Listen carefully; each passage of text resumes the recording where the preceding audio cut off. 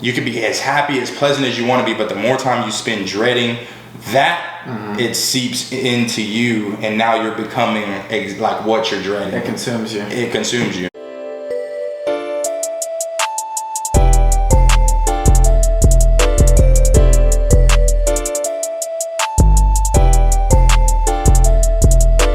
Jesters!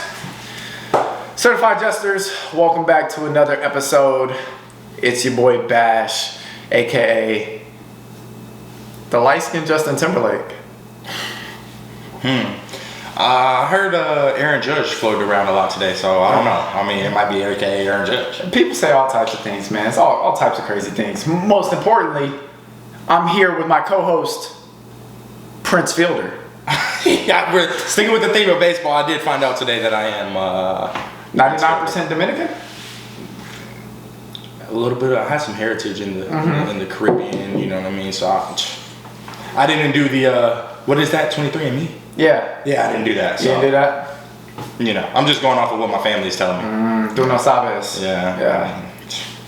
But I mean, speaking of, we did just shoot the fresh off the baseball competition with the opinionated media. yeah. The OP Boys Park Car Talks. It'll be out shortly. Yep. Shortly, longly. It'll be out and it'll be on the channel, both of the channels. So definitely go check that out. For sure. So what do you think? Going straight into that, what do you think about the whole baseball thing? I know it's a fresh experience for you. Yeah, and this has been in our friend group for years. It's been a debated topic. Yeah. I think that hitting a baseball is hard, bro. Difficult. And we were getting fastballs at 70 Yep. maximum. Yeah. And these guys are throwing curveballs, sliding knuckles, Change-ups. 100 mile an hour, 90 mile an hour. Two seams. Oh my. You got your regular fastball too, and then you got a two seam, so it breaks to the arm direction. People throw sinkers. Sinkers are just fastballs that sink at the end. Yeah. It's probably one of the hardest pitches to hit. That makes sense why I did. The machine was throwing sinkers. Yeah.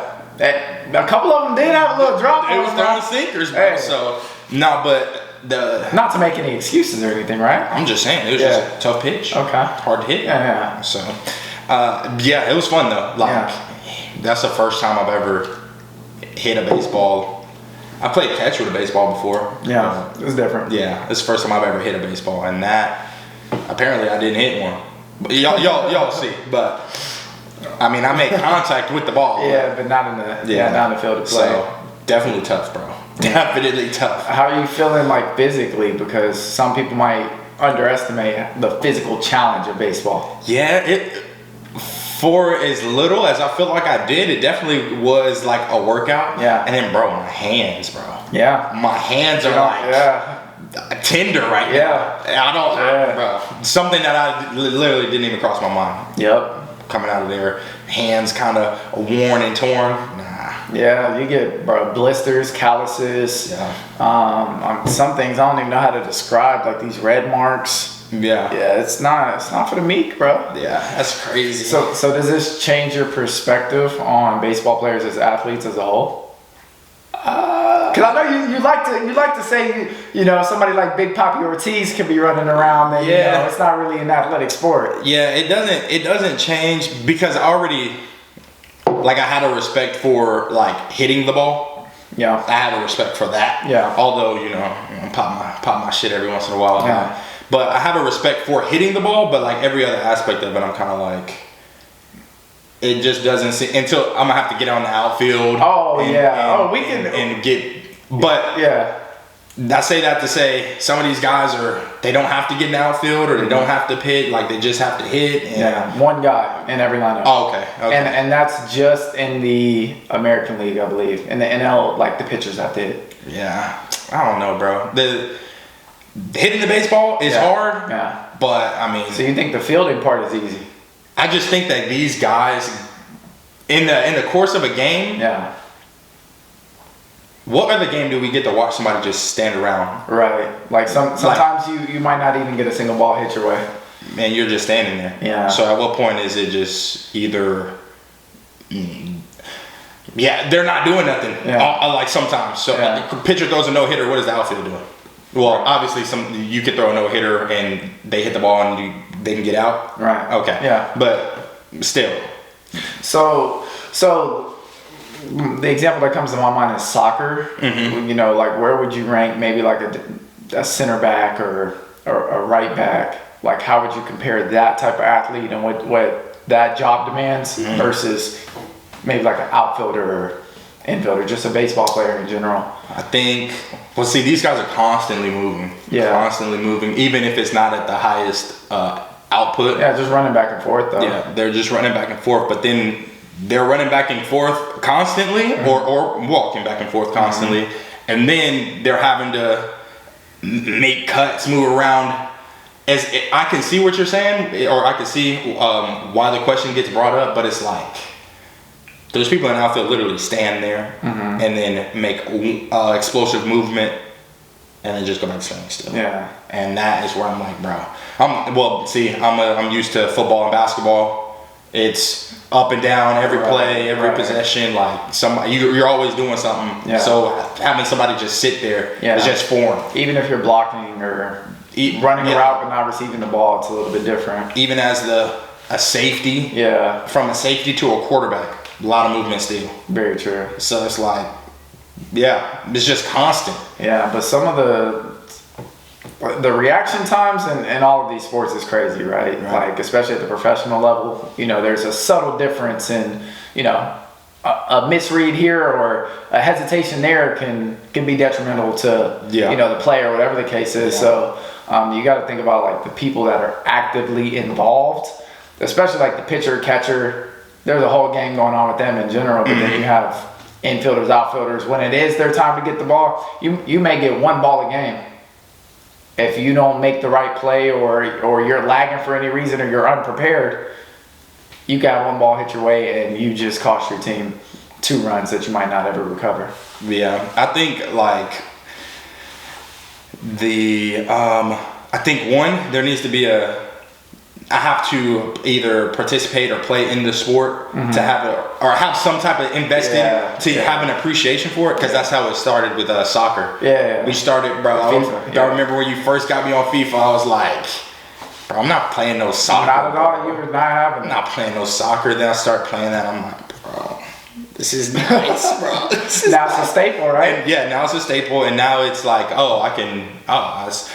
I used to think, bro, these fools go a game without like scoring and stuff. But now I'm looking at all the interplay by everybody, and I'm like, bro, this is nice. And I can see a 0-0 game and be like, bro, it's tough. Yeah, this tough. Yeah. So I think that's needed for a little bit of appreciation. Otherwise, ignorant, talking shit. Yeah, that's what's gonna happen. Nah, for sure. Well, baseball. I feel like baseball is a hard spectator sport. For sure. Even soccer could be a difficult spectator sport. So it's kind of learning to develop the appreciation for it. I did want to say though, what athleticism is like a pitcher and a catcher showing? Catchers are interesting because they do have to have the hand-eye coordination, and a lot of their defense is sliding in front of balls, like body positioning to make sure the ball doesn't get past them. Because if a ball gets past them, then you have people advancing on the bases, and the difference in a game can be this runner getting to this position. Like you get to second, now you're in scoring position, and you just cost your team. They get a hit. That hit might not have scored the other person if they wouldn't advanced, and now you just lost. Right. And then pitchers, their athleticism doesn't have to be that great, but they're extremely specialized in what they're doing, which is throwing the ball and literally putting the ball exactly where they want it to be. I think of them as more like, it's like, it would be rude to compare them to golf, but it's kind of like a golf as in, it's like a technique kind of specialty. Yeah. Like, it's not for a pitcher. And I was thinking about that when I was hitting the ball too. I was like, this is hard as fuck, but does this make me an athlete? If I can hit the ball? But you got to run too. True. Yeah. True. Fact. And the people, again, the pretty much the whole lineup is also playing a position, which you might have a further developed appreciation for the sport if you go out there and try and field the ball. Yes. That is also different. I'm gonna have a problem with trying to catch up to the ball. Yeah. So I've never been the fastest person. So that's gonna be an issue. Yeah. And I've seen a baseball field. Yeah. They're big. But people say you don't need to be fast to play baseball. Bro, I see fat people play baseball. You would be a first baseman though. Like, as things currently stand, first base would be the position. They don't have to move a lot. No. Okay. And then the ball like gets thrown to them. Yeah. All right. I'm catching the ball. The people that you named, like Big Papi Ortiz, first base fielder, you mentioned Pujols, all first basemen. Okay. Gotcha. There's like a specialized position that they're going to be at. Yeah. Just like some centers don't move well. Yeah. In basketball. Yeah. They're getting phased. Just like you were saying, the bigger guys, exactly, they're not there no more like they used to be. Yeah. So the sport has to progress. Yeah. Nowadays it's kind of like just the bigger throwing the first base. You need a big target in general, but also it's a skillful position in the sense that not only can you make plays like if a ball's hit your way or in the hole, but also when somebody makes a bad throw, it's on you to like make up for their mess. So if they bounce it over to you, you gotta pick it and have at least some type of hand-eye coordination and some type of skill that way. So yeah, it's interesting. I can see why people say they're not really athletes, but then if you look at the athletes in the sport, these are athletes. Yeah, I have seen some. Yeah, like they were literally asking him. I know Mike Trout's like the prototype example, but they were asking if Mike Trout could play safety for the Eagles. Like, bro, he's like 6'2", 225. One of the fastest people in the league. Oh, yeah, explosive. Yeah, you gotta be, and all at the peak of any sport. Yeah, maybe not golf. I don't know. Yeah, I mean, Tiger revolutionized the sport, and those guys don't look athletic, and they're old. Yeah, game's changing though. A lot of them don't. A lot of them aren't the typical. Yeah, true. Yeah, true. Every sport, you can't just be. You got to be an athlete these days. Yeah. It's evolving. What's gonna set you apart? It's evolving. Yeah. No, baseball is a beautiful sport, bro. Yeah. Once you, I mean, like you said, bro. Well, it's just not spectator friendly, and we have so much other like exciting stuff that is kind of. Back in, I feel like the nickname is America's Game or something like that. I feel like back in the day there wasn't a lot going on. Now we have so much attracting our attention that, bro, they're gonna need to bring the steroids back. We need to see some more home runs for anybody to pay attention. That's foolish. They're gonna need to bring it back. That's foolish. I don't understand why it's even. If hitting a ball is the hardest thing to do, steroids ain't gonna help you do that. That's always been the argument though. So which is funny. Let's Yeah. Put these guys on the juice, bro. What are we doing? Nah, you can't teach your kids that that's what's happening. Not everybody needs the juice. But why would they need steroids in the first place? Just to hit more home runs? So you can be stronger when you do hit it? No. I don't know. I don't know. I just know that one of the guys that leads the history in home runs. He stands alone. Okay. Yeah, he stands alone. He was on the sauce. Yeah. And I'm just saying. Yeah. I don't know what it did for him. Yeah. But well, now it takes like a specimen type like Aaron Judge. Like he just broke the AL home runs record, I believe. It's a big dude. I think it's a big dude. He's bigger than Gronk. Bro. Yeah. He's an abnormal human in the sport type of deal. But he did make the sport exciting to the fact of them stopping NBA games or stopping. I think it was mostly NBA because that's the season. Stopping NBA games to see him break the record. Like they would pull him up side by side, and now people are trying to watch LeBron play, and they have to deal with this big light skinned dude trying to hit the home runs. And not even knowing if it's gonna happen or not. Yeah. And a lot of people don't like baseball, anyways. I don't think that demographic has a lot of overlap between like basketball and baseball, football and baseball. Football and baseball may be closer because seasonality, but and you see the crossover athletes. It's just I don't know. It's kind of. I don't know what they need to do to figure it out. Yeah. But it is kind of going like. I'm not a follower either. Yeah. One thing they need to do is allow them to showboat more. I think that's going to be. Help. Yeah. I do like seeing that. Yeah, that's going to be. But see, even like And I need to be in baseball to understand. You would like Juan Soto. That would be your guy. And I love a showman. Yeah, I love a showman. Yeah, I love a showman. Yeah. But it'd be the little stuff, bro. Like y'all be like, "Did you see that bat flip?" And I'm like, "A bat flip?" Yeah. Bro, let these dudes freaking moon the crowd or something. I'm trying to see some action, bro. Like, bro. I thought you was gonna say another word with the A. Yeah, my bad. I didn't know where you were headed. I'm glad you say action. I'm trying to see somebody do something, bro. Oh my god, yeah, they need to let them celebrate. I need to see people flicking off the pitcher, bro. I want to do whatever I want to do. If I hit this ball, fam, let me do whatever. Let me do whatever. Well, that's the thing. Like hitting the ball, as you've seen, is already difficult enough. So hitting a home run, bro. I might have to pop my stuff for real. If I hit a home run, I only do this maximum 30% of the time. Yeah. I wish you could feel the feeling of hitting a home run. Because you know it, like off the bat. Okay. You I've heard some people saying like, yes, you know, it hits a certain way. It's like a euphoric experience. I can't really explain it. I don't think scoring a touchdown, or I don't think there's anything in basketball that quite equates to that. Yeah. It's a home run. You're like propelling the ball with this weapon. Woo, at the perfect moment, at the perfect trajectory. Yeah. And there's a sweet spot in the ball, and there's a sweet spot on the bat. And so you're connecting. That would be one of those. So when people react, it's like the most organic reaction you can get, because it's like literally just in a flash. This is what's coming out. I'm sure you see some people score touchdowns, or even Steph. You could tell at first he didn't know how to celebrate when he was doing like something in highlight moments. Yeah, it's kind of like that where you're just. It's an out of body experience for sure. Yeah. That's something that, I don't think I'm going with him.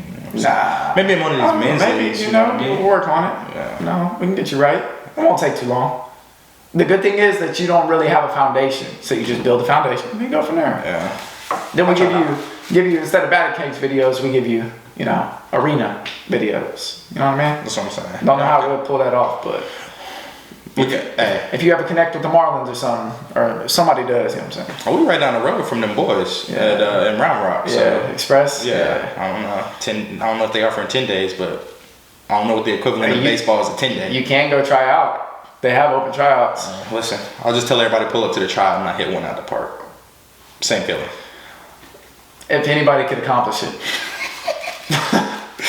Yeah, but so. All-Star Weekend. Yep. That was something else I wanted to talk about. Right now we got the game going on. If you can see a little background, I don't know if the camera, it ain't really picking it up. You just gonna have to trust us. So All-Star Weekend. I think this one has been very underwhelming. Like in terms of promotion, and one thing that is typically big, I know it used to be big, especially in the 2012, 2013 type of era, is sneakers. Like All-Star Weekend, these sneakers are gonna drop. Like there's just a whole synergy around it. This one's in Utah. Like no disrespect to Utah, because we saw Dame, you know what I mean, win the 3-point contest with the Weber State jersey on. Every great shooter got to do it. Every great shooter got to do it. If you want to be considered, one of the best, you got to do it. Yeah, that is. It's nice. That's nice. Yeah. Tell me why they had the regular racks, and then you had the money ball racks that you could pick, and then they had further, like in between, they had like a further shot. And commentators, this is too close for Dame. Y'all got to get him further. This is a regular 3. Yeah, this is a free throw. Yeah. Oh my. Oh yeah, no, it is. From what I just seen him shoot a free throw, bro. from the half court, I just seen him shoot a free throw. It is a little underwhelming. I don't know if it's like I said, bro. When we were watching this, it's like if they were to really play in this, it would like actually mean a little bit more. I don't know if that's going to translate to the hype around it. Yeah. But I'm sure it would help if you knew going into this like. We're finna get Giannis versus LeBron, although Giannis is hurt, but we're finna get Giannis versus LeBron going at it for real. For sure. With We get to see these guys all year, like LeBron. We get to see him struggle with his team all year. Yeah. Just for him to get here with the best players in the world and still, like, it just feels like they should really be going after it. Yeah. Well, do you think that it's feasible for them to go 100%, or do you think that they could be able to play at a pace that's maybe closer to like the New York Summit runs or the LA Fitness? I don't know if it's LA Fitness, but the type of runs where maybe it's not all the way 100, or it can ramp up to 100 at a certain point, or do you think? Like, what are your thoughts? I think that they should just go out there and play basketball like normal. Like, you're not trying to win a championship. Yeah. But like a regular season game. Just play the game, bro. Yeah. Like, I don't understand why you wouldn't play this one. People are like, you could get hurt, or you could get hurt playing the game after this. Yeah. But how feasible is it for them to get hurt in this game? Like the way it's currently constructed. Bro, they're not getting hurt at all. Yeah. Unless they tear something and come down on one of these dunks. Well, that's the point. This is just an extra game in the season, so, teams don't want to jeopardize. Usually at this point, teams have a great understanding of, all right, we're in the playoffs, we need to stay the course, we need to, coast the rest of the season, or there's some teams that are really like, hey, I cannot have you getting hurt, because if you get hurt here, we're not making the playoffs. And now, our season's like jeopardized. Well, not even jeopardized, in the toilet. It's just like, you see the way the NFL has gone about their All-Star Pro Bowl situation. Mm-hmm. It's like not even a football anymore. And I can understand where they're coming from, because these are car crashes every play. Yeah, you can't. But in basketball, they literally play in the offseason. Yeah, they do. Like, why not? Well, I guess that's my question is, in the offseason, I feel like them runs are just regular. Like, you're probably not diving on the floor. Yeah. You're probably not taking hard fouls. You're probably not fouling in the backcourt. Yeah. Everything else, though, you're like just playing. You're just playing. Mm-hmm. My thing is if you're guarding somebody, mm-hmm. just don't let them score. Yeah. Try not to let them score. Yeah. That would completely. It's here. It would take it up to the top. Yeah. Well, I think they're so far removed from anything competitive that it's one change, like you're saying, just make it a little bit difficult for them to score. That would make the game better in and of itself. Yeah, but we're just missing that like Kobe Bryant competitor type guy. Yeah. Like the last memory of him, or one of the memories I have of him, is when he was standing in front of LeBron. Like he was playing fully, but everybody kind of felt the. Yeah, well, I think LeBron slapped the floor. Are you talking about that? Yes. LeBron slapped the floor. Yes, and it was kind of like a playful, but it was like a. If you get some of that in there, you're like, bro. If Dame and Kyrie are boys, if you just get them like. Bro, I don't want you to score. Yeah. Now we have a completely different game. Yeah. Even when we get them spurts like back in the day when Kyrie was playing as a rookie and he won rookie of the All-Star thing, and him and Brandon Knight were going at it. Oh yeah, like back and forth. Yeah, like when Deion Waiters and Tim Hardaway. Yeah, bro. Yeah. If y'all were both going at it, multivitamin. If if they were going at it, there would be more to talk about, more. It'd be exciting engagement. Yeah, and part of that too, I think, is they have to figure out another aspect that people actually want to watch, like. The highlight so far, and I think might remain, I mean, the game's still going on, so we'll see, but the highlight right now is Mac McClung in the dunk contest. Yeah, it's not even NBA right now. Yeah. So it's like, what? Yeah. It's just, I don't know. And it's kind of gross. Yeah, and then, part of the lack of hype for the dunk contest, though, is kind of... Yeah, well, how many dunks can you do? Exactly. Right? Exactly. That leads into, should they actually do a king of the quarter or one-on-one? Like, what are your thoughts on that? Absolutely.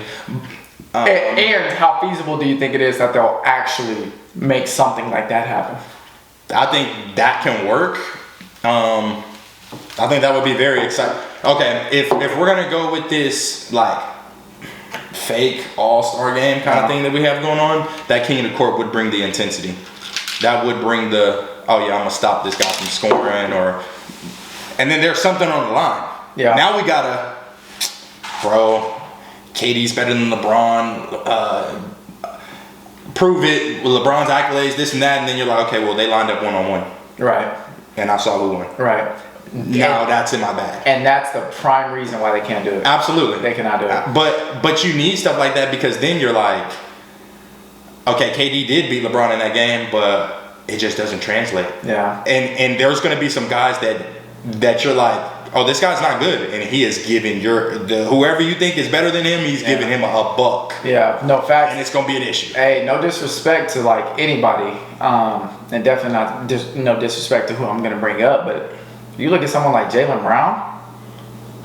Regardless how you feel about him in the team setting and him and Tatum and that dynamic, I mean, they just went to the finals, so obviously he's nice.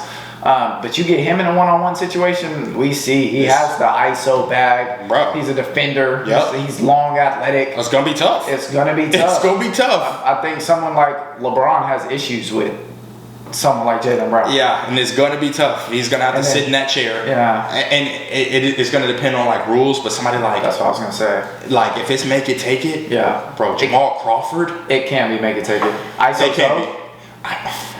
We have so many people who would just. It's the NBA. They would prosper in bro. Just give me the ball and I'm gonna score on this guy, and it don't matter who. And they would be able to shine a light on that. Yeah, somebody had said that. I can't remember who it was, but they were saying it'll never happen, and players don't want it to happen because you're gonna be looking at your favorite players, like this person that is barely on the 12th man roster. Is serving, bro. Yes, buckets. Yes. Why are they not playing more? Yep. Yeah. Yep. I think king of the court would be better than one-on-one, in my opinion, because at least there's a handicap there, so you at least have some type of built-in, I guess, excuse for lack of a better term, in order to, like, if somebody is not having success, at least they can go to, I only had 3 dribbles, whatever. Yeah, I'm bro. If with the lack of like competitiveness inside the All-Star game, and I think they turn it up in the fourth quarter, but it's just kind of like, what are we doing? But that one-on-one with like a 14-second shot clock, 10-second shot clock, that would be peak. Yeah, because you got to get straight into it. Yeah, you can dribble as much as you want, but not like dribble all day. Yeah. Did you ever, I think it was the All-Star event where they played horse.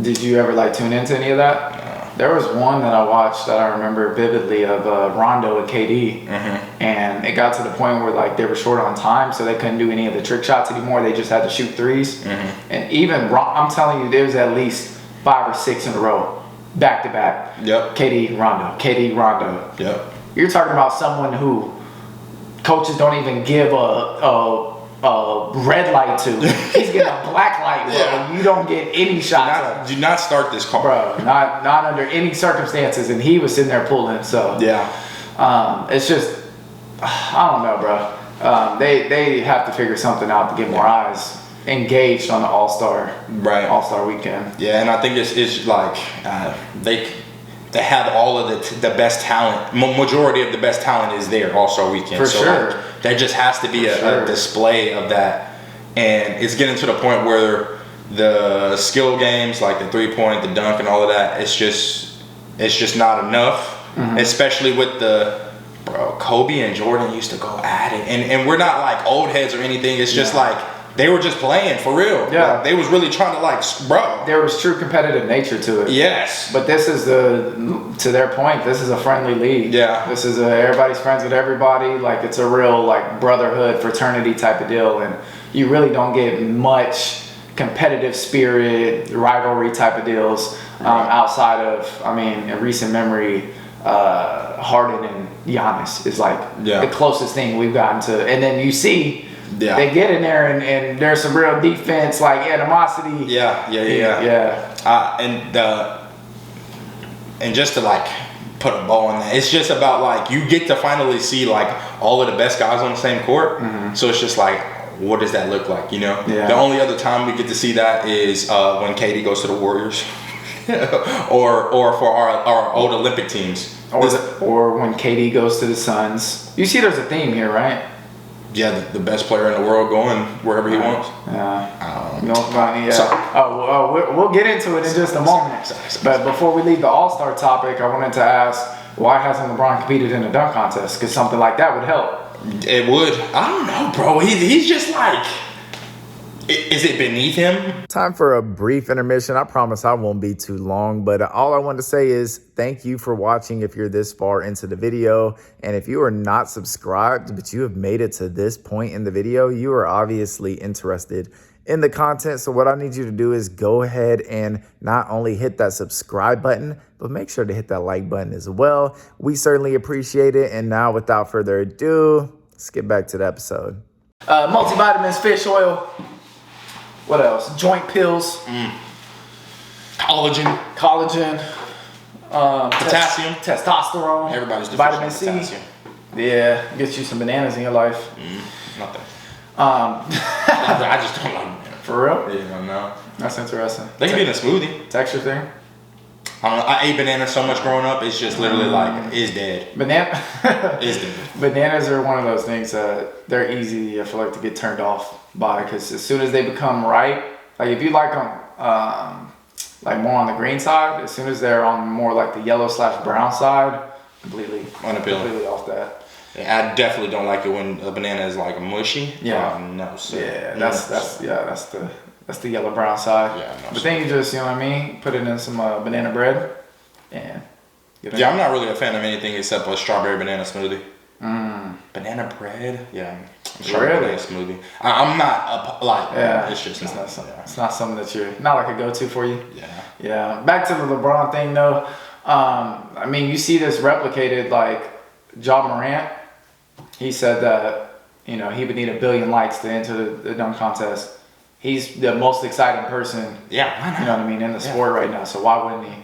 I wish they would just, I wish they would tell us, I'm not doing that because I literally don't want to. I don't have the time to. Yeah, I think they would tell us if they were able to get on this platform, because I know we'd ask them, right? Absolutely. I think we would. Yeah. And I just feel like, these guys are throwing them softballs in these press conferences. They need to just ask them, instead of talking about this and that, they need to get to the nitty gritty. Yeah, you know what I mean? Give us the list of what we can't ask about. Right. Let us know. It's okay. We can operate within the confines, but I know that's not going to be one of the things that's on there. You know what I'm saying?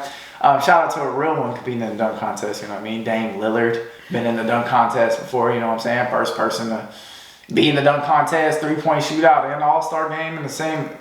Yeah, I'm surprised somebody like that is in a dunk contest, because he don't do it for me with the dunks, but he be dunking. Yeah, he's just legendary. Yeah. I think that's what it amounts to. You think they were like, wow, this rim grazer package is like something that we want to display, or like what? I think they were like, we just need stars to be a part of this, so people want to watch, and they picked the right guy who also can get dunks on people. Yeah. Definitely not a below the rim guy.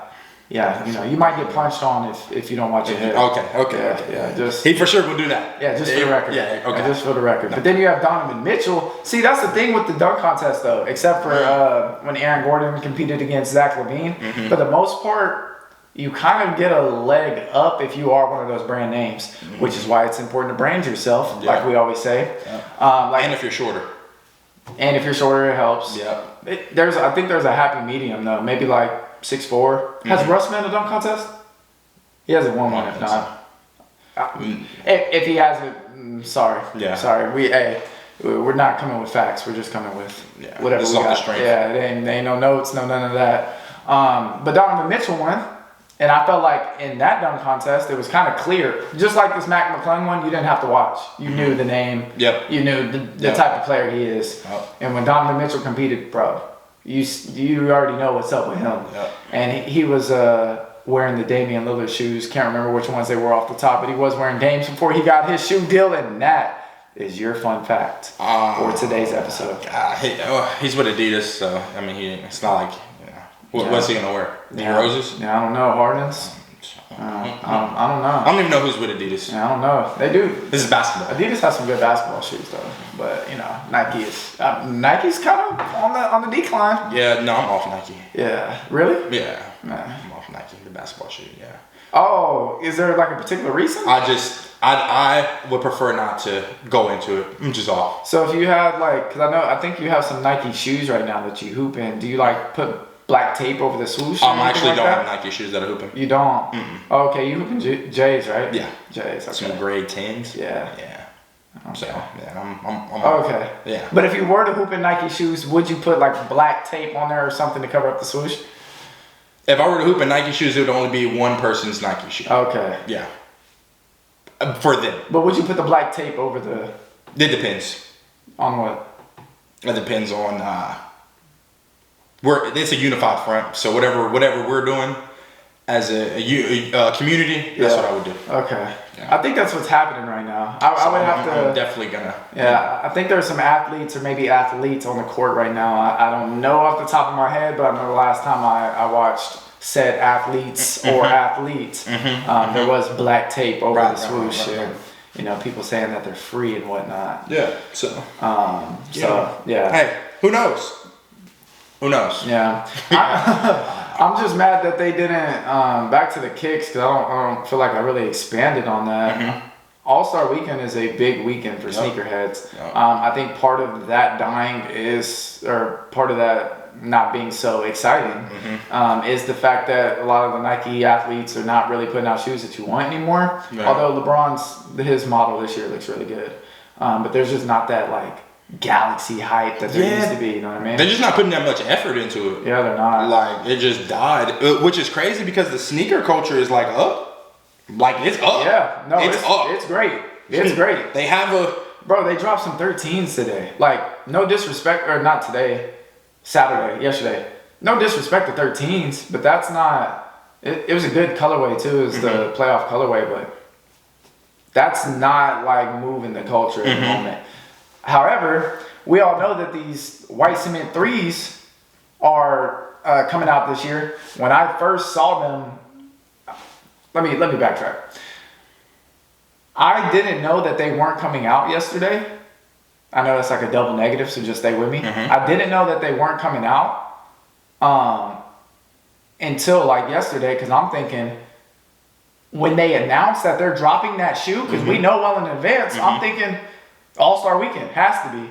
Right. There's no better time. There's no more hype time. That's when they're dropped. Like, my mind is already thinking that. And then I see the All-Star games coming up, and I'm like, first and foremost, you know, Dame's in the three-point contest. That's the first thing my mind goes to. But then the second thing is, when are these threes? These threes aren't dropping this weekend. Like, what's up with that? And they drop like March 11th. I see. And I'm like, what is that about? Because black cement 3s, Concords, well, I guess 11s are more in December. I think the black cement 3s also. Jordan wore the white cement 3s in the dunk contest in the famous picture. Why would you not drop it? I don't understand that. I mean, you need to be on the marketing team for one of these guys, first and foremost. Hey, bro, they put me on the marketing team. Hey, I'm gonna get it up. Yeah, I'm gonna get it up. Because definitely opportunity missed. If I was a sneakerhead, I would be like, where's the love right now? Especially like basketball. This pushes the sneaker culture. Exactly. And so far, it's pushed the sneaker culture so far so that we went from Jordan's shoe being the only basketball shoe that people wear off court to people wearing any person's basketball shoe off the court. Right. Any person who has a signature shoe, they're wearing that off the court outside of the Jordan players' shoes because those aren't good. But give us some time to develop. Yeah. Your boys over there. Yeah, they got some guys. Oh no, they picked up the athletes. Yeah, like Jordan Brand picked up the. We might need to discuss. We might need to compile some data to see which brand has the talent. Because I know you've been pushing this brand Jordan propaganda for a little while. I mean, they have to be heavy in the conversation. It's probably them or Nike, no? Puma's got a couple. Yeah, Puma. But what will it matter about quantity? What do you mean? Like Puma probably has like 10 people. Nike probably got like 50. Yeah. Well, Nike doesn't give like signature shoes to everybody either, so it's a little bit different too. I think Nike. It's looking like Jordan Brand is getting the young, like great players. Aside from Nike getting Ja, Jordan Brand has Zion. They have Luka. They have Jason Tatum. When you talk about young talent, like what other names are you bringing up? Ja, okay, he's with Nike. These are the class's best and the generation's best. You're talking about Jordan. They can't miss with these athletes. They can only miss with the shoes, which yeah, they need to step it up. But I don't know if I'm pretty sure the same people designing Jordan sneakers like his are not the same people that are designing these sneakers, which is the problem. Yeah. But those were Nike though, right? Yeah. And then also, it's Michael Jordan. Like, he's gonna. Some of them shoes are ugly, but they're fly because they're Jordans. Yeah. You know what I mean? Yeah. But there is a sneaker that has been going crazy this week. Talk to me. And it's them big ass red boots. I know you see this. Yeah, bro, I have. I've seen somebody cut themselves out of the boot. For real? Cut the back of the boot to get their foot out. I was like, listen, bro. Well, you know who's been spotted in them, right? The League Fits MVP.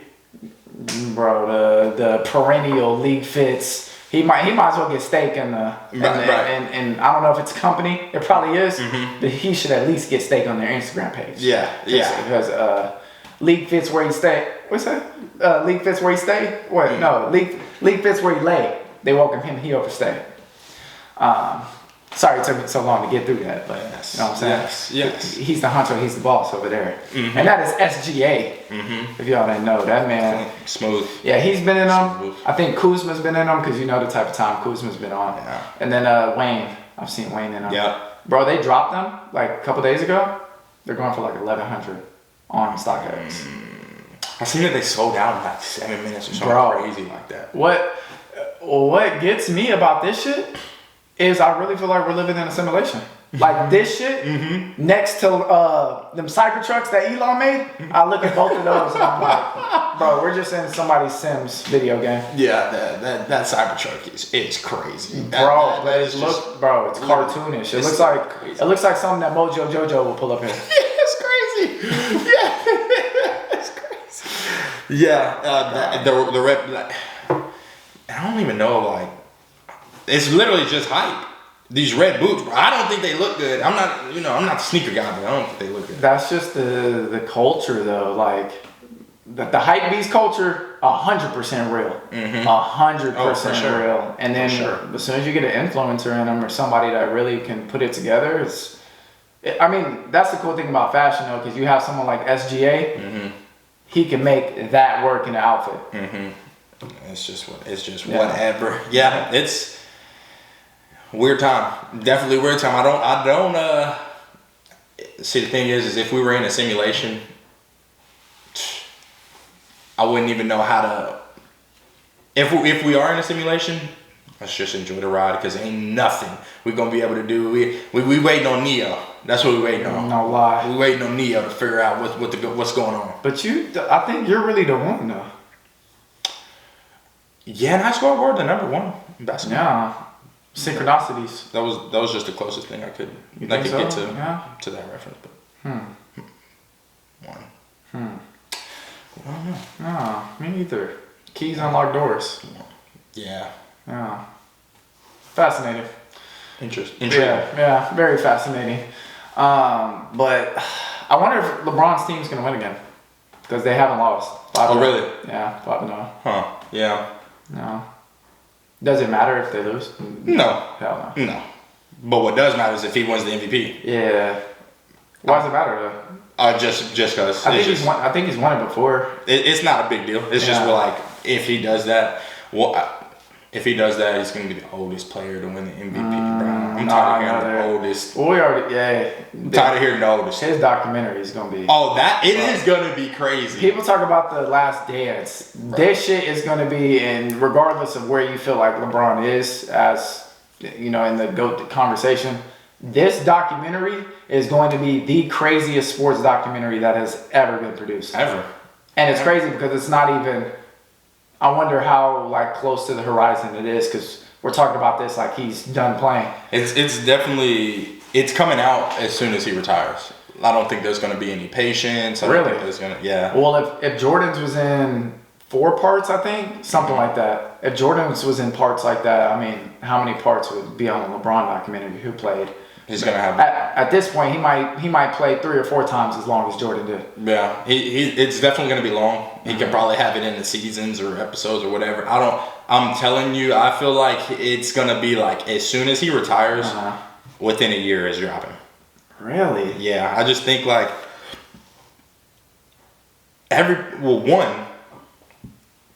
this has been like a topic that's coming up like often recently. Like everybody's like, bro, like we were talking about this a couple when The Last Dance came out. We started talking about this, so they know. So they're already in production, compiling the clips, getting it all. He moved to LA, got his hand in the media. Yeah, I'm thinking as soon as it's over with, for real, it's like, and he's gonna have such a leg up because of social media. Not the fact that. But not the fact that like he has it to push it out or whatever, but the fact that all of the negativity he receives is documented. Bro, that's not barbershop talk. Bro, that's what kills me the most. It's documented. Because everybody on their sports shows that has something to say. All clips, all sound bites. Oh, it's going to be up. It might not even be a LeBron thing. It might be a Skip Bayless documentary. That fool's gonna be so heavily featured in that thing. It's gonna be crazy. That's the first person that he actually might have to pay him to get on there for real. Like how much content he's gonna have to take from him. Yeah, he shouldn't give him any free press. Yeah. Yeah, he shouldn't give him any free press. It's crazy, bro. They can do like a 16 volume CD out of this shit, bro. Yeah, it's gonna be. But I think that's gonna be the. Oh yeah, bro. We gonna get the. Oh man, and they was burning the jersey. Yep. Then he came back and delivered. Oh my God, you couldn't have scripted it any better. Yeah, correct. Yeah, it is gonna be quite literally like insane. So I really can't wait. I can't wait to see how they put it together. Yeah, it's gonna be ridiculous. That's gonna be crazy. Do you think that he finishes his career in LA? You know, I don't know. I think he plays with his son. And I've been on that. Yeah. And just another chapter in the documentary. Absolutely. I think he plays with his son. I just every year my like belief about that him staying on the same team changes, because when they traded all the picks away and stuff, I'm thinking the son's gonna be like I'm not saying a number one pick, but he's gonna be like he should be like a lottery pick maybe.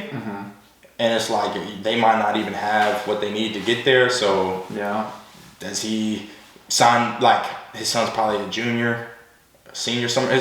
Does he sign a 1 year deal? Does he, you know what I mean? Hey, y'all make it happen, make this trade happen. Like, I think he plays with his son, and if his son's not in LA, then I think, he goes where he's at. Yeah. Do you think he gets another ring before he retires? It just depends on. With this team, he doesn't get a ring. Okay. With, like, if he gets somebody to come over there, or if he leaves and goes somewhere else. What's the type of piece that they would need with this team? Yeah, because they just got D'Lo. I think that's a good match. That's a good scheme fit. I think that they're gonna need like somebody elite. They're gonna need, but I've wanted them to have somebody like a Dame, somebody like a Kyrie. Kyrie would help. Yeah. It wouldn't guarantee a title, but it would put them like. Oh well. Basically, LeBron needs to. Well, that's not true. They need a Kyrie kind of guy. Yeah. Somebody who can shoot off the ball and kind of play make, as well as they need a playmaker who can play make and take a more of a off the ball approach as well, but be efficient while doing that. So they don't need somebody who's a prolific scorer, but they need somebody in that kind of, and Dame and Kyrie are kind of like, Kyrie more specifically, he's like we've seen it already, but even still, that play style is a style that could work with somebody like LeBron and somebody like a Luka. Yeah. But that's not feasible. Like Kyrie would not be they're not teaming up again. I don't think. Why you don't think? Bridge is burned. What bridge? They were just trying to get him. Yeah, they were, and they didn't get him. Yeah, but that was trade. Yeah. How long do you think Kyrie stays in Dallas? But he has to it's a 1 get year re-signed. Yeah. So he could go to LA. Do you think that would happen though? Like, what do you predict to happen? I think he's gonna go with whoever offers him the most money. Really? Not a scrub team, but I don't see. I see what you're saying. Like let's say I don't LA think that's offers what him max. Yeah. Well, he left Brooklyn. They weren't offering him like max. Obviously, there's a lot going on with that, but they were on some stipulations, and so we can't look at that. But let's say Dallas offers him a max and LA offers him a max. If you go sign with LA, you're gonna pay with AD and LeBron. You stay in Dallas. A declining AD. Truth. Yeah. But then once y'all are there, who else pulls up? Yeah. J.R. Smith coming out of retirement. Not jokes, but like Kevin Love, he's still out there. Like what pieces come to the team because of that? You saw he just went to the Heat. Yeah, I did. I don't know what's going on with that situation, bro. The Cavs have been holding him hostage. Yeah. I don't even understand. Like, I'm not keeping up with it, but I just see like 1 minute he's inactive, 1 minute he's playing, 1 minute they're reluctant to buy him out because they don't want him to go to the Heat. Yeah. What is going on? I don't even feel like he's like a valuable enough player to even be trying to do that with. It's literally weird. It is strange. And I think I seen him tweet something like, "I'll have more to say about this later" or something like that. And I'm thinking like, hey, what is going on? He'll give you the truth though. Yeah, it seems like it. Yeah. What are your expectations for? I mean, we didn't even touch on Brooklyn and them disseminating. Kyrie's in Dallas. Yep. KD is in. He's with them boys. Yeah, he's in your former state. He's with them boys. And then you got Brooklyn Bridges. Oh my God. You know what I mean? Man. Stepping into his own. The hardest part about all of this is Bridges leaving the Suns. The most detrimental part. That's the toughest thing about all of this.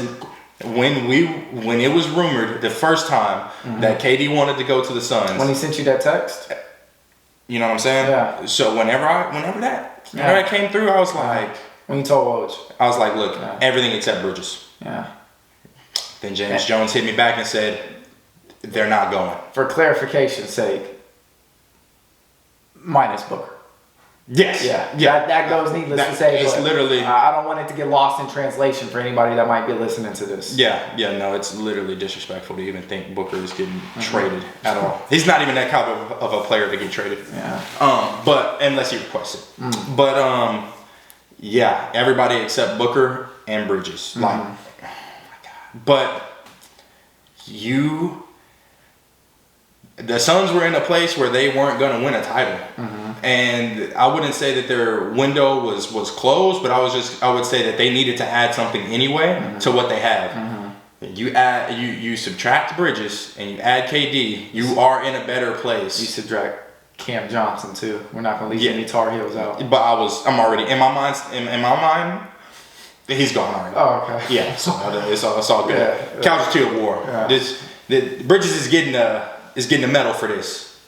Cam Johnson is, his name is on the wall, like in memorial. Yeah. Did you see that Brooklyn is now playing better defense? I don't know the exact stat, but I think they've had their best defensive performance in quite some time. Yeah, when you just got a bunch of guys who just they just play. Or when you have a defensive player of the year runner-up. That's a long title you just gave me. What was it? I don't know, but you sure did say he couldn't go. So you must know how valuable the defense is. He's a great player, but I love Bridges. Oh my God, it's tough. He's only getting better. That's literally tough. Yeah, but so what? How does this sway your title odds? I got my Suns, bro, straight up. Got my Suns straight up. So they're going to win, no question. There's a question, but they're going to win. Someone like me says they should win. Actually, I replace should with better. They better win. Yeah, they better win. But you have issues with their defense. I do. So wow. Hey, you have KD, baby. I don't care about that shit. You don't care about nothing. I don't care about that shit because they was telling me it didn't matter in Brooklyn. When you got two of the best scorers to ever grace the basketball court. So I don't want to hear that shit. You want to hear about the defense? Yeah. No, I don't want to hear. Yeah, that's their short. You know what I mean? Their shortcoming is obviously defense. Yeah, I'm excited to see how it plays out because I do wonder. Oh, sorry. Breaking news.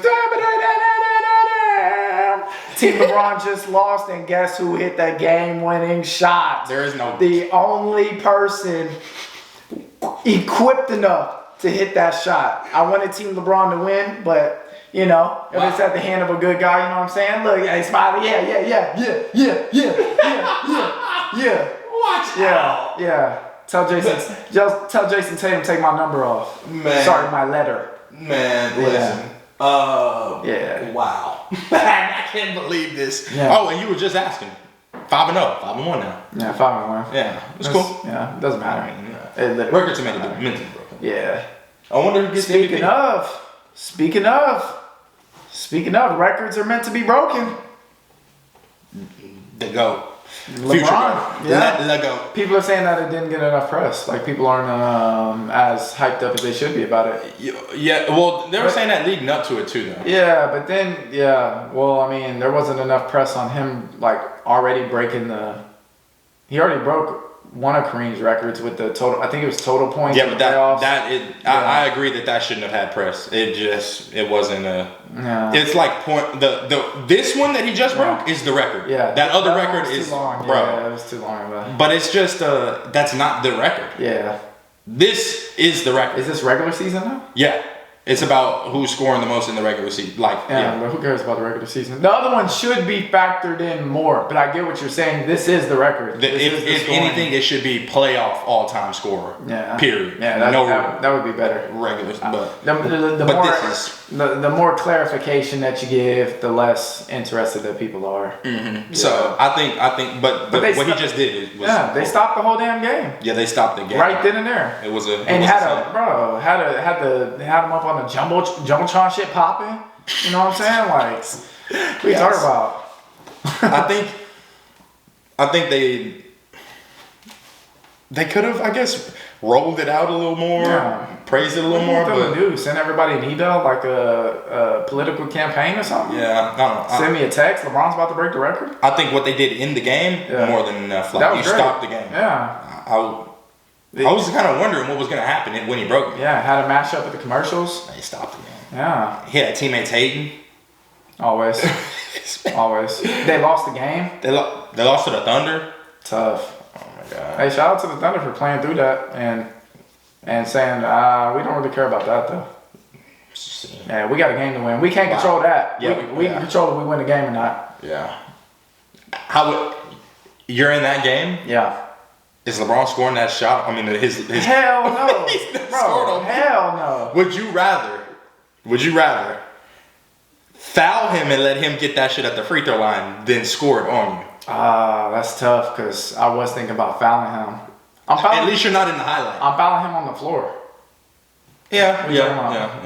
But no, him getting it at the free throw line is whack. That is whack for him. Yeah, that's whack. It's not whack for you. Yeah, correct. You're on the Thunder. Nah, I think you do have to have a little bit more class. Okay, so you gonna guard him as if. Yeah. I'm gonna poke him in the eye though, like to where. So you're Draymond. Yeah, basically. Okay. Yeah, basically. Okay. Draymond's letting that. Actually, Draymond is letting that happen, bro. Yeah. Draymond's been on the LeBron love train. Yeah. I don't know where this came from. Yeah, he has. He came a long way from calling him a bitch. He came a long way from kicking him in the nuts. Who did he kick in the nuts? LeBron. Yeah, that's why he got ejected.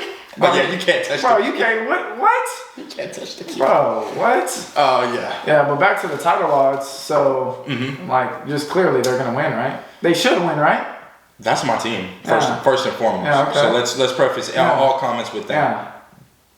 They should win. That's who I have winning. Okay. Those are my guys. Okay. My guys just got Kevin Durant. So say it. You know who he is. Say it. No. Devin Booker is finna win a title. Say it. I did. Yeah, he's gonna win a title this year. Yeah. And if he doesn't, he's still young. Huge disappointment. He's still young. Huge disappointment.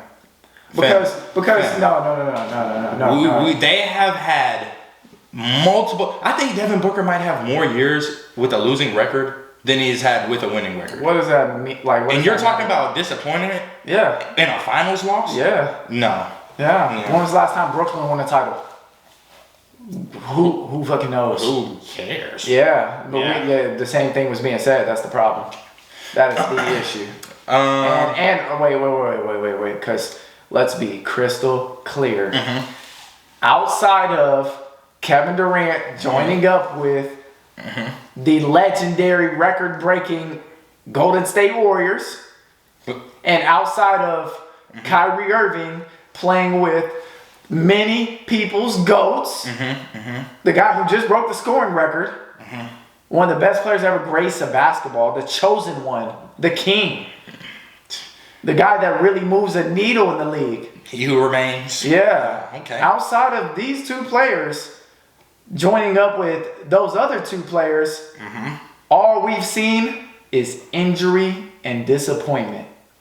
And that is a certified fact. So when you talk about these people moving around, joining forces, leaving forces, creating their own teams, losing with those teams, joining somebody else, demanding trades, and all of that. All I'm saying is we got to hold them to the fire. And I feel like nobody else wants to do it. And let me be very clear. Kyrie Irving, I appreciate his game like no other.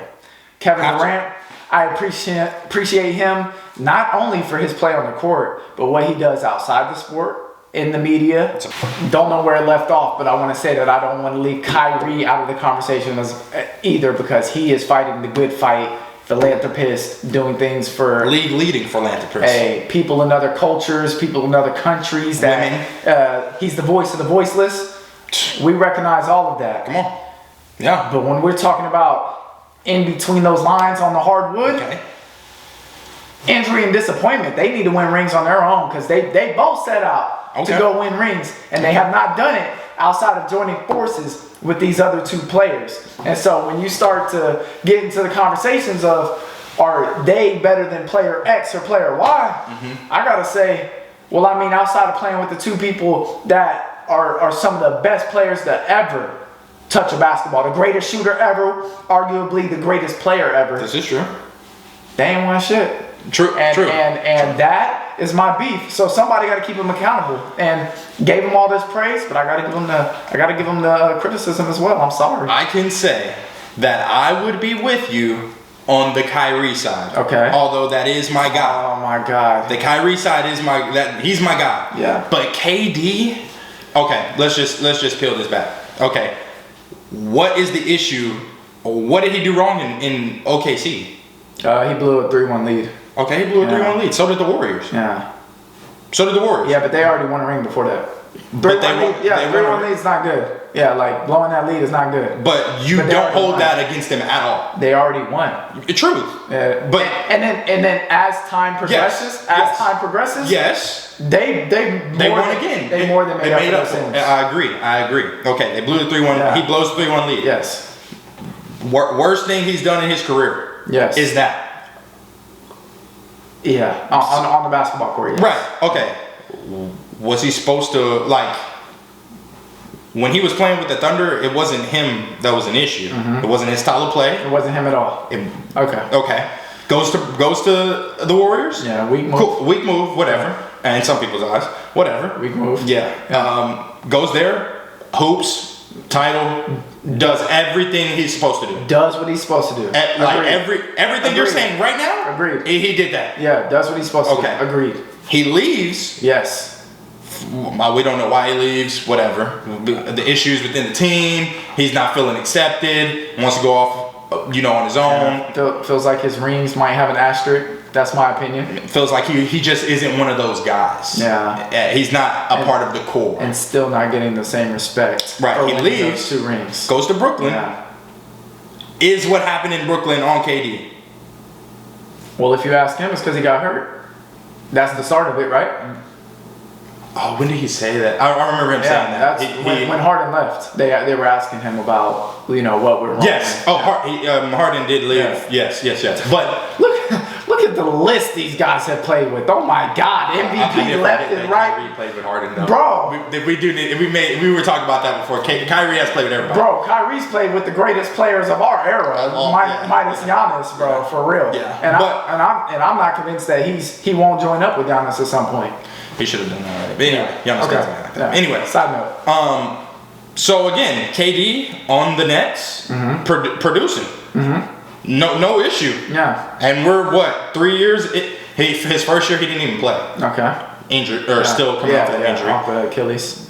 The next year, is that the toe on the line? I think so. Yeah, I think so. He does that by himself. Harden is hurt. Yeah. Kyrie is hurt. Yeah. Or no, Harden is hobbled. Kyrie is hurt due to a dirty play by Giannis. We're not gonna go into that because injured or underachieving. Bro, there's a clip of Kyrie being under somebody, contesting a shot, and completely moving out the way.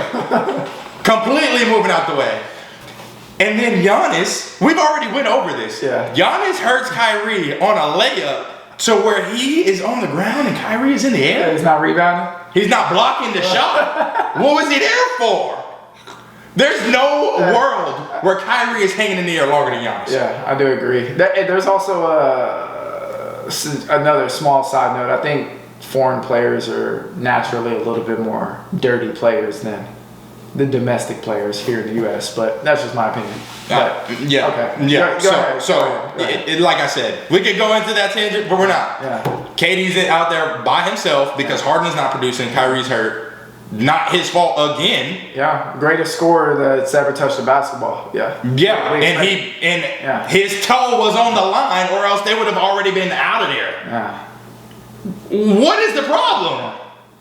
There's literally. I can tell you the issue. You want to know the issue? What's the issue? They didn't win.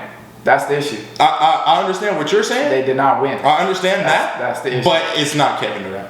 It's not. It can't be his issue. Right. Or nothing. Right. No, he did everything in his power. That's a tough break. Before he left. Mm-hmm. And there's just like this time that we've post Warriors, there hasn't been enough time post Warriors for there to be any issue about a championship anyway. But not only that, he was producing. So I don't understand. And before the Warriors, he stayed in there for a long time, and there was clearly an issue with his teammate. Okay. So I'm thinking. Oh, wait. You can't be. I am dying to know what you were thinking. Mm-hmm. But I cannot hear what you're thinking without you completing the last chapter of the story, because I think you left out. Because I think there's a little bit more of that, because we're talking about post Warriors. I think there's more that happens post Warriors. And then Kyrie gets exiled and he leaves, and then KD leaves, and then he goes to the Suns now. Whoa! What? Okay. Yes. No. Okay. Whoa. So then next year. This guy's good. This guy's good. This is journalism at its finest. This guy's good, man. Okay. Hey, listen. Yeah. I've seen Trump get away with a couple one of those movies. Yeah. This not him. Okay. Yeah. This ain't the debate stage. Nah. All right. Well, they go on to get swept, and that is tough. That shit stank, don't it? That is tough. And that second it could be argued that might be the worst thing. Right. I can agree, but at the same time, it happens. It happens. I don't remember the show. I want to say it was Game of Thrones, but I could be wrong. Mm-hmm. Something that was said in that show was, if you say something and then you say but, and the guy said, everything you said was some bullshit. Yeah. Listen, it happens. It does happen. It happens. First round sweeps to the two best scorers of all time, or whatever they tell me. That just unfortunately I cannot leave my narrative until the stain gets removed, and the last taste I have in my mouth, is what we saw. Yeah, but we're gonna have to look into what KD did in that, because I think he put on. I don't think he did. I think he had a rough 2 games, and then maybe the last 2 were decent, efficient games. No takeover by one of the greatest scorers. Kyrie shrunk. Yeah, he got clean. Yeah, It was tough. Good. Finals team. Finals team. Yeah. Good coaching. Someone say Brooklyn was supposed to be the finals team, so they beat them. Then who knows what happens. Good coaching. Yeah, good coaching. KD and Kyrie said they don't need a coach. Okay. So then Steve Nash gets scapegoated. Scapegoat. Cool. We've seen it.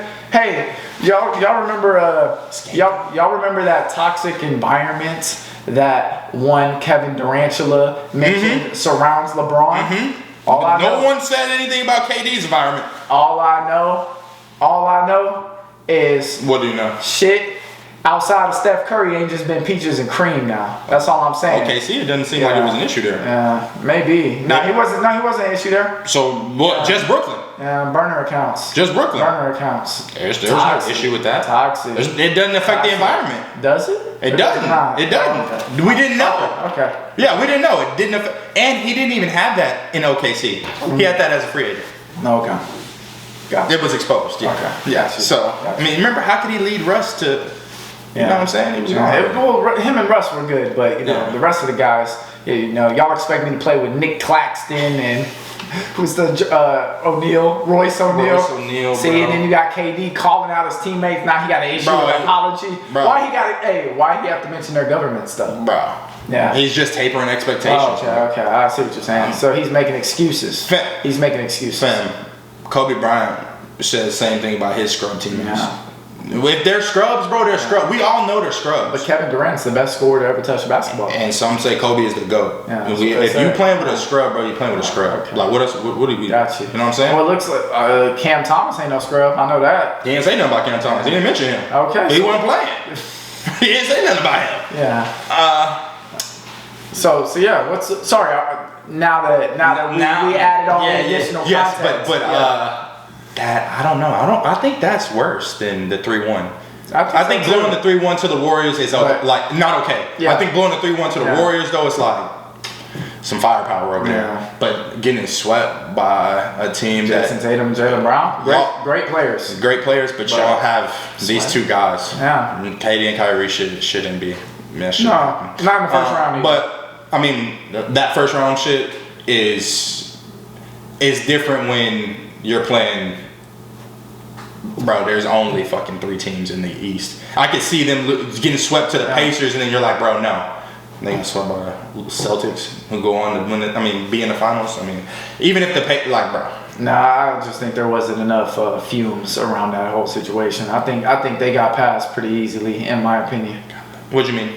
Like, if that was some other great players, we would be talking about them greasy. Like there is. Let me let you in on something that I don't think you're picking up on. Yeah, please. There is quite literally more room to slander Kyrie at all. Yeah. So there's no way they can fit that into his slander because they already have more like. They wouldn't have enough airtime. They don't have enough airtime. Got you. Unless they want to start paying Kyrie. So we can't talk about KD then. We can't. KD's.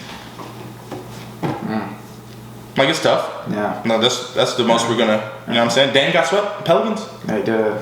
No. How long are we gonna hold on to that? He's not the greatest. He's not the greatest. How long we hold on to that? I don't know. It's different. Different players get different expectations set on them. Yeah, he's not better than Kyrie anyways, as some may tell me. So the league told you he is. Yeah. Kyrie's not a top 75 player, so I'm gonna need everybody to like get up off his neck. You know what I'm saying? Okay. Like these expectations that y'all are putting on my guy. If you're gonna tell me he's not a top 75, then I'm gonna tell you need to back off. Okay. So KD really wasn't playing with the best scorer. He was playing with a role player. The most skilled player ever. I don't know what he was playing with, but he was not playing with a top 75 player. Just curious, who do you think's the most skilled player ever in the NBA? Me personally? Yeah. I'm gonna have to go with Kyrie Irving. Oh, okay. That's just me though. Okay. I'm gonna also tell you he's a top 75 player. Okay. But I would be wrong. Well, there's some old ass people that need to get up out of there. Yeah. But even including them old ass people. Yeah. We can go to young guys. Some of them need to go and put Kyrie in. That's all I'm saying.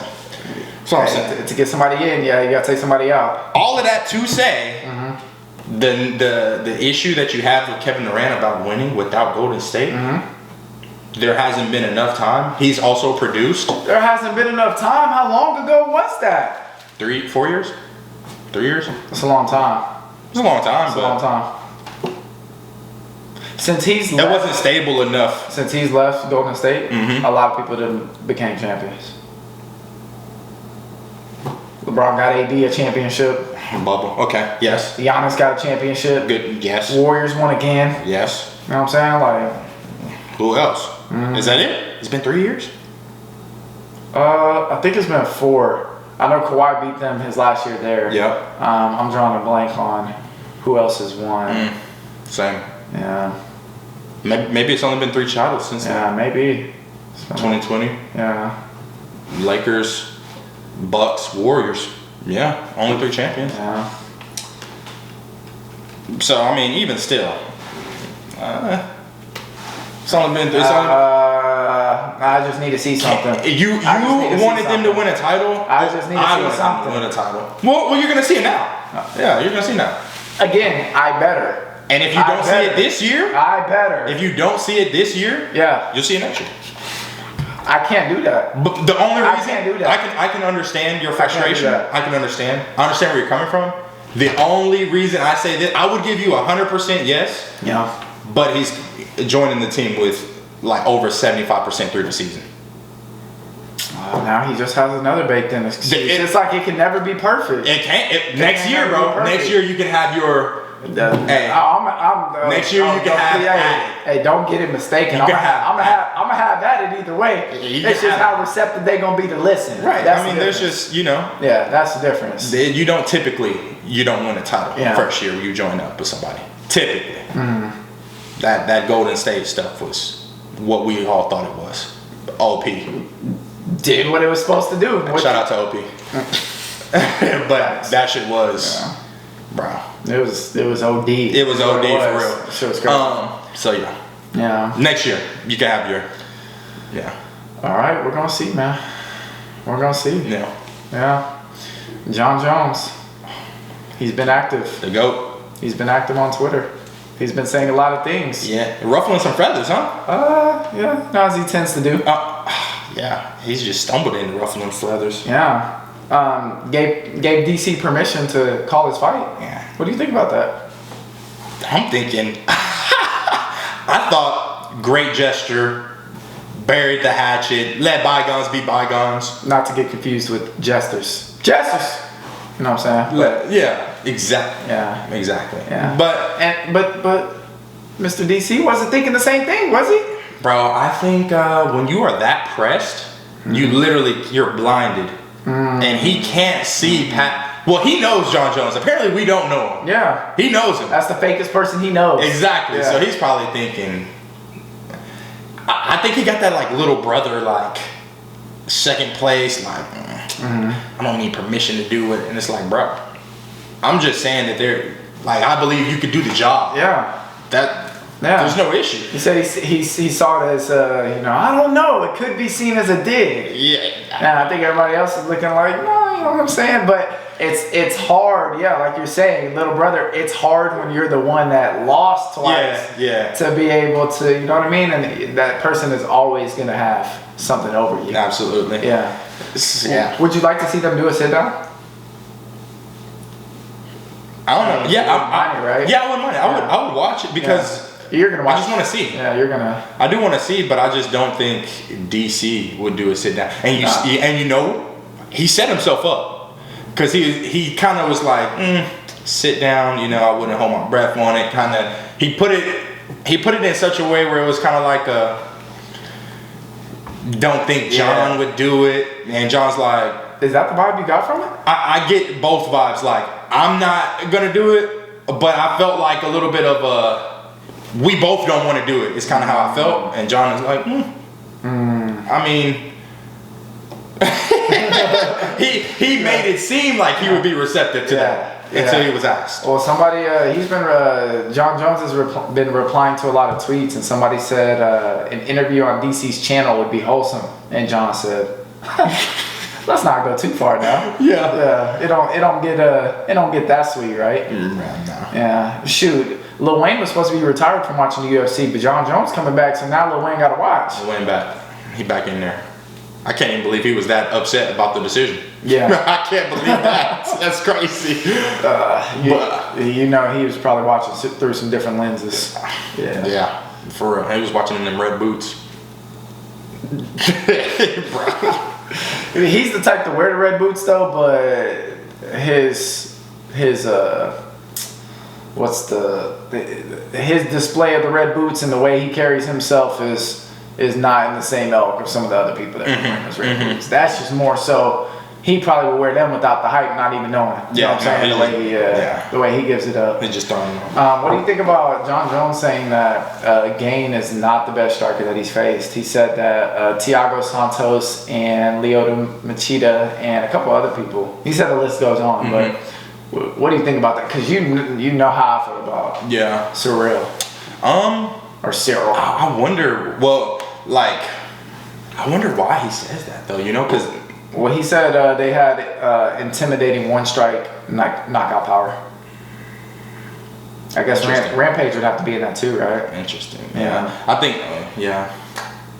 See, when he went in that fight with Rampage, he was not concerned with him. He was, but you can't even tell if he's ever concerned anyway. But well, I'm pretty sure that's the fight he was the most scared for. The Rampage one? Yeah, he said he was having like nightmares of him getting knocked out. Man. So yeah, he has it on the list. Yeah. But I'm just going off of how he handled the fight. Yeah, he's not concerned. Yeah. Well, Mike Tyson, he was scared in his fights, which is why he fought like that. Hey, scared dog. Hey, scared dog bite hard. A scared animal is definitely. Yeah, you don't want to corner a scared animal. Yeah. That's tough. I'm glad I'm consuming all Jon Jones content through the veins. Through the veins. Yeah. But that's interesting though. But maybe that now I'm just thinking, okay, how is he not? Yeah. Now I'm like, okay, let's play devil's advocate. Maybe he's chatting shit, or maybe he's being for real. Like he's not. How is he not? And then I start to think, what if we're just caught up in the movement?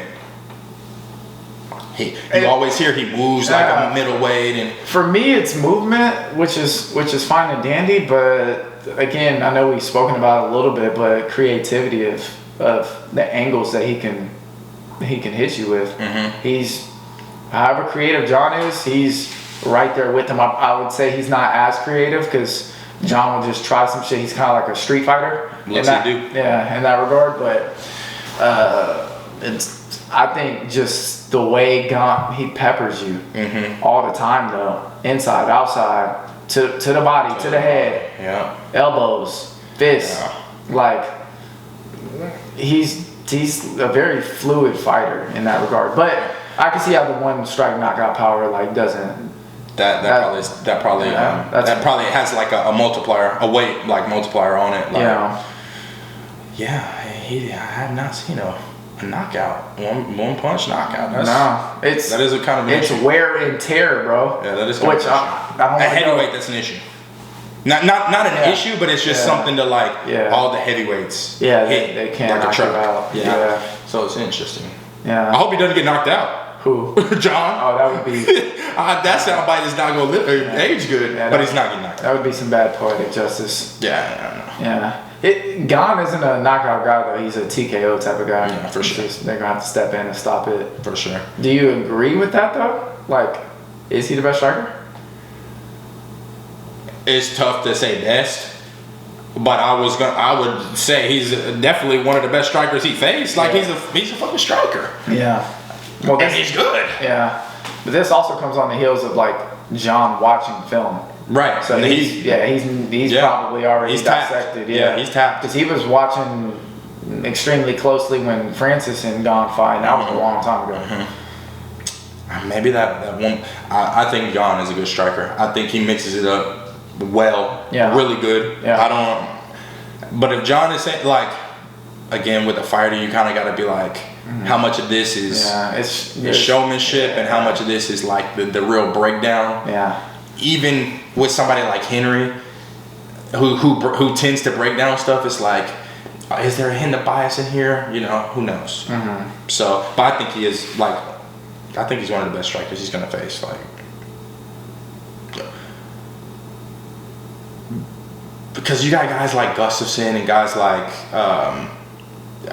Reyes, who he's fought, and they would be below him in striking.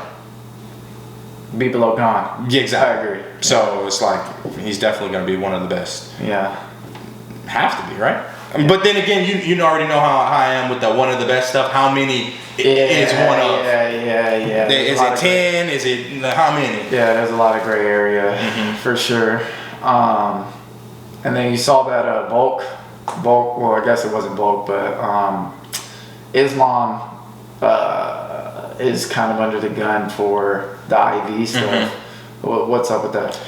I seen that freaking Dan Hooker tried to expose him about this. Tweeted that I think he tweeted something like, "You think you're gonna come to Australia, hire a nurse, and we won't find out? Hire a nurse to give you an IV, and we won't find out?" And I seen all of that, and I think at first I was thinking, oh, like it's illegal to get an IV. But now I'm hearing that there's some like gray area. It's the dosage. It's like you can only get X amount of fluid from the IV, and X amount of time. Yeah, X amount of time. If you get more, then it's cheating. So, bro, we would need the rules for sure. The rules. Yeah. And then we would need what happened. Yeah. Because I was hearing that, or I also seen that if you get an IV by a medical professional, it's okay.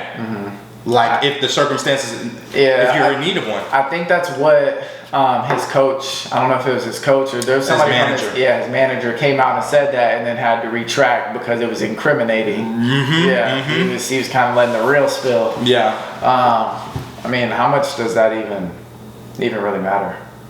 I think he was struggling with the weight cut. It shouldn't matter. Like you already made weight. So why are we? I guess it's supposed to deter people from cutting to the point where you need to get an IV to get back in action. Yeah. So I mean, the weight cutting thing though, heavy topic right now, because there's like, Joe Rogan, he doesn't like the weight cutting. He would like to do away with that. You got promotions like One Championship. They do a hydration test, and if you come in dehydrated, that's your quote unquote missing weight. And a lot of people believe like the hydration is the hydration test is the way to help prevent this.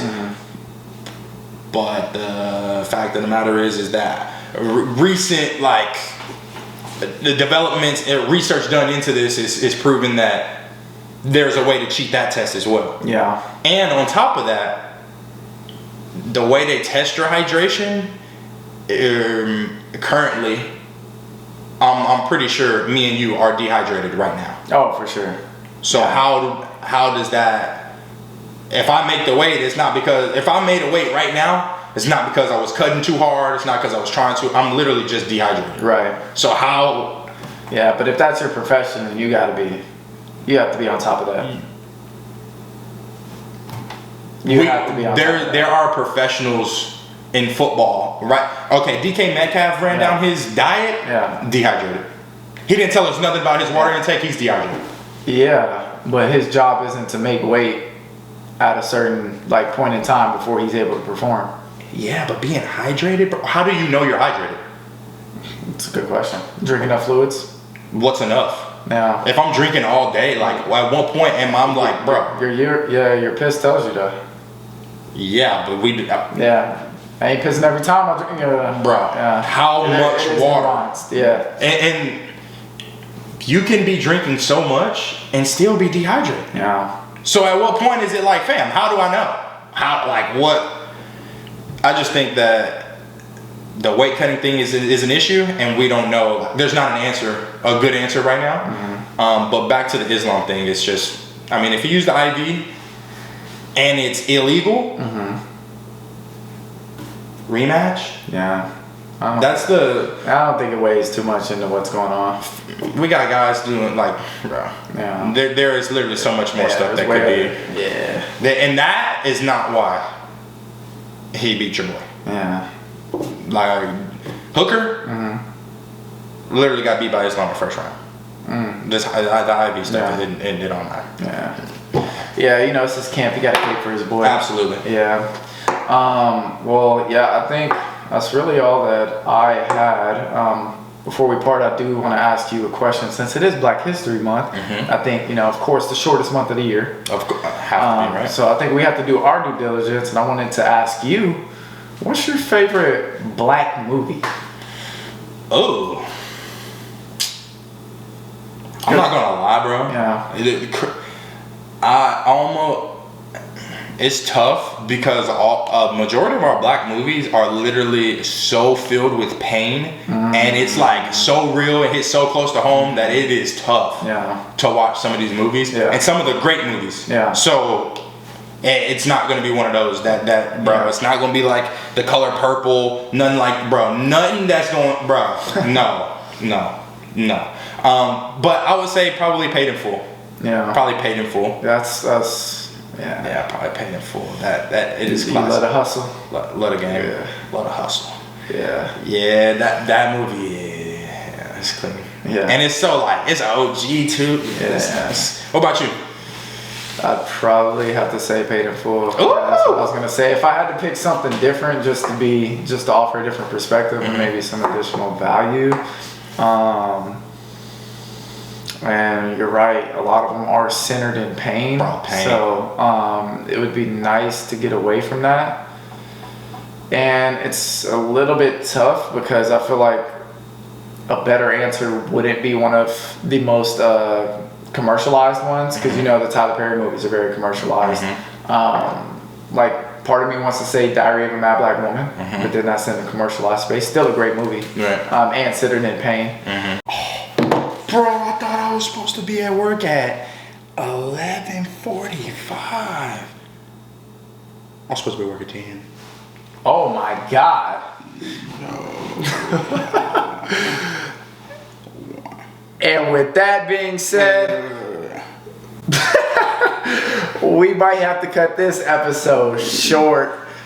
Man's got to be at work, working the night shift, doing the Lord's work.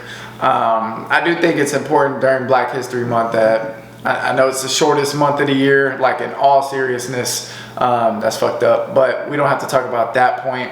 What I will say is I think it's extremely beneficial to be able to, for your own knowledge and just to understand each other as a people, to at least check out one of the Black films and see where people are coming from, kind of the pain of the neighborhood, and an upbringing like that. So The Color Purple, Paid in Full, Menace to Society, Juice, any of the Friday movies. The Friday's not really rooted in pain, but it does have that type of element of, upbringing and that type of stuff. What is it, Judas and the Black Messiah? That one's on HBO Max right now, so that's another good one to watch. I like that one. I'm probably going to circle back on that sometime this week. What's that other one? Queen and Slim. That's a good one. That is a good one. Yeah, I like that one. Yeah, the newer ones. I mean, again, the Jordan Peele, I think is his name. Yep. Yeah, his movies Get Out, and what's the other one? I'm drawing a blank on the other one, but Get Out. Nope. That's the one.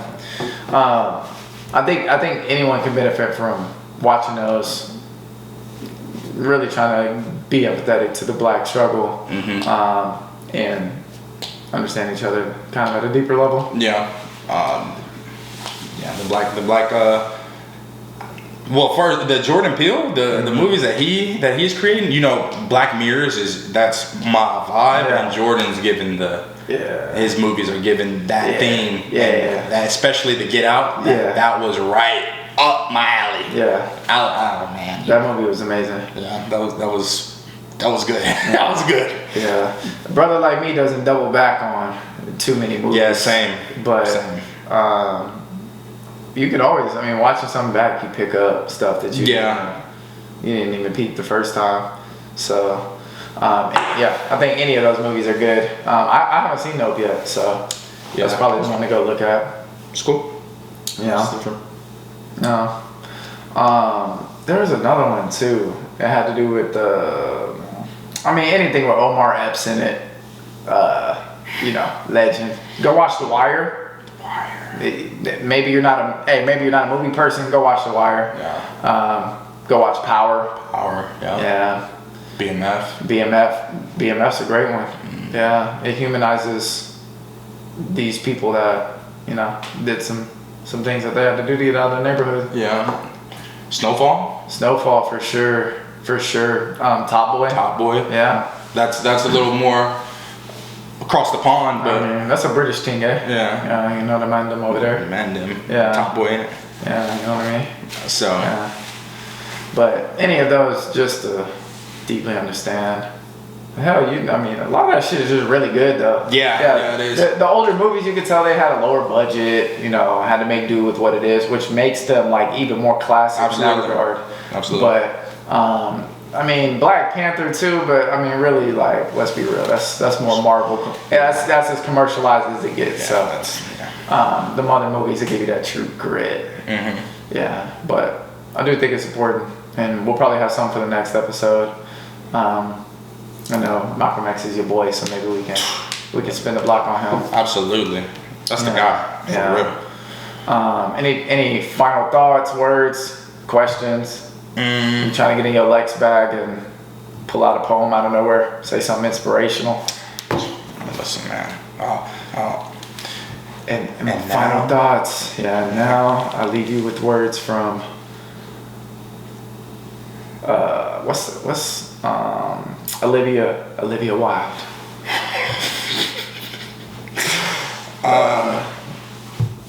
Nah. Oh, I mean, you know what I'm saying? Listen. What's that dude's name? I think it's Frederick.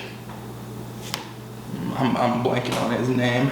But his quote is, or the quote that we're going to talk about is, I think it goes something like, battle not with monsters, lest ye become a monster yourself. And if you gaze into the abyss gazes also into you. And when I heard that, I was like, okay, that's nice. Yeah. You took part of that quote and put it in your bio. What does that portion specifically mean for you? That means, the way I interpret it is well, the first half is just, you know, when you're fighting a battle, you know, you're gonna get dirty, and you might become what you are fighting against in order to beat whatever that is. Right. But the part about gazing into the abyss is just, that resonates with me a lot, because you spend time either analyzing or dreading something,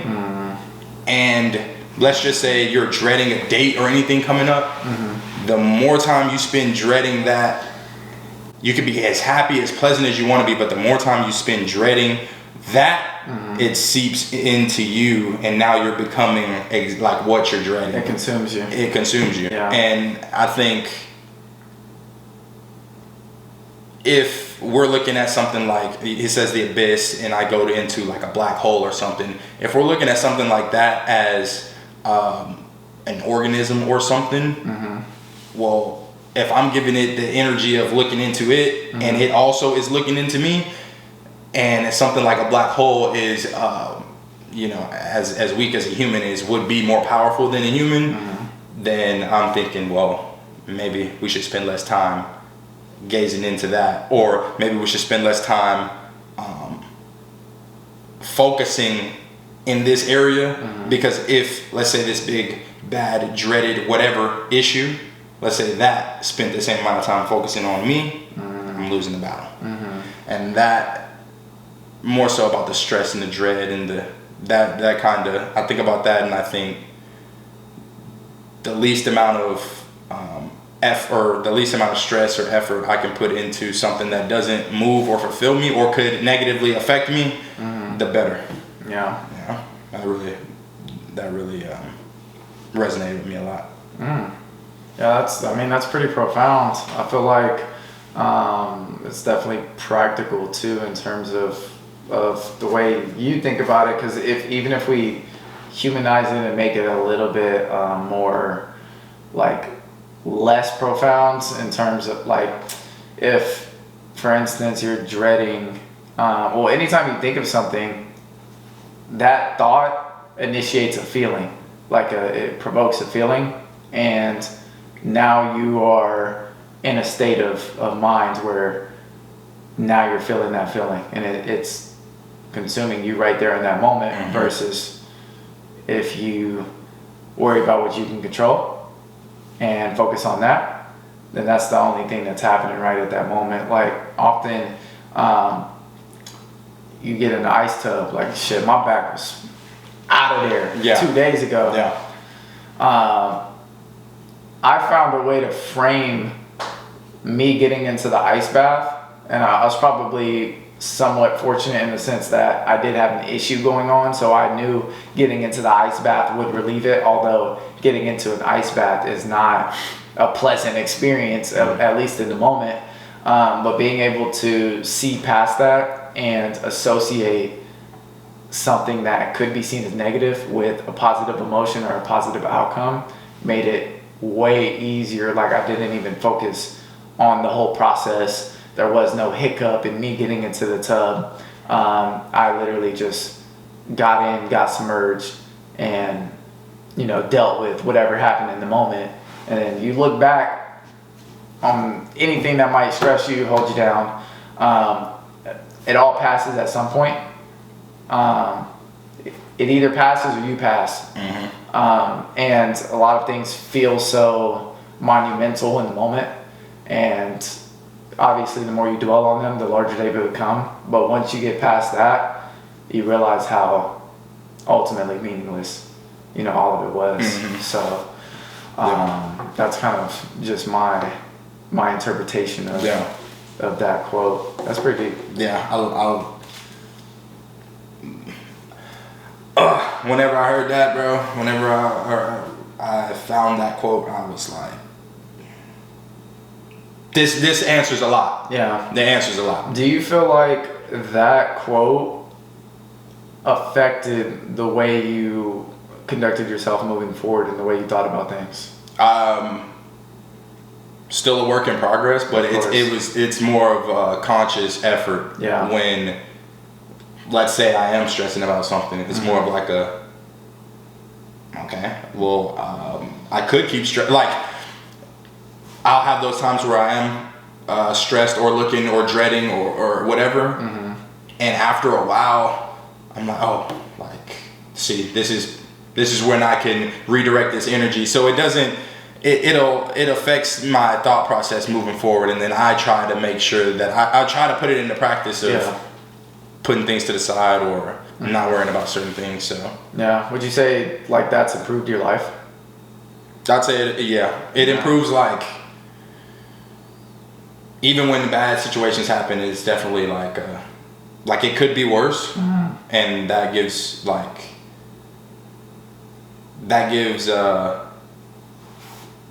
I guess it kind of gives you it makes you grateful. You're in a bad situation, but it could be worse. And that ultimately leads you into making the best out of the situation, and then finding some sort of peace. Because ultimately, that's the end all be all. Yeah. I don't even think it's happiness. It's really peace. Yeah. And I think a quote like that is definitely leaning towards leading me down a place of finding peace. And once we achieve that, then there's nothing else you can ask for. Yeah, I think it's interesting finding, because there's a billion quotes out there. So I know personally I'm always appreciative of when I find something that truly resonates and pushes things forward. And I think it's important, like how you put it in your bio. I think it's always important that whatever truly resonates with you and whatever truly drives you, maybe it's a quote, maybe it's a person, maybe it's looking back at your life and making sure that everything you wanted to accomplish, or everything, kind of just living with no regrets, like you're on your deathbed looking back, I'm proud to say X, Y, and Z happened. That's all I could ask for. I think it's important that whatever that is that truly resonates with people, because it's different from everyone else, I think it should always stay in the forefront. Right. And it helps propel you forward and tackle things however you tackle them, knowing that that's kind of the code that you operate by.